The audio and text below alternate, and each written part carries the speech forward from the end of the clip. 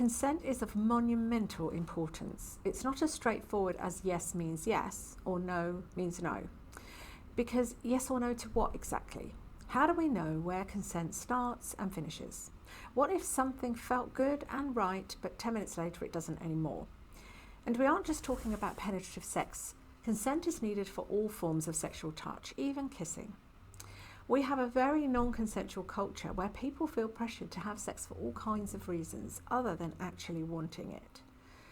Many women have been raised to believe it's more important to please a man and not hurt his feelings than it is to listen to her own body and emotions. And as long as these gender imbalances exist, so will non-consensual sex.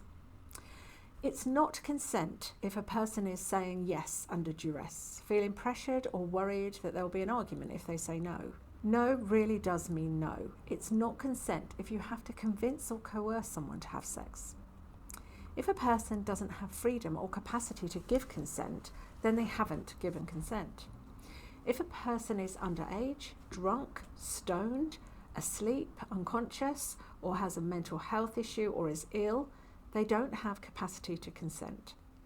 If a person is in an abusive, controlling, coercive relationship, they don't have freedom to consent. If you notice that the person you want to have sex with is quiet, not showing much enthusiasm, or seeming uncomfortable, then they are not consenting. Just because someone gave consent to sexual activity before doesn't mean they give consent the next time. Being in a marriage or relationship with someone also doesn't give automatic consent. These are only some examples. Let's be clear. Sex without consent is sexual violence. If someone asks you to stop and you don't stop, you are committing a sexual crime. So be sure, ask if it's okay, check in regularly, communicate and never assume.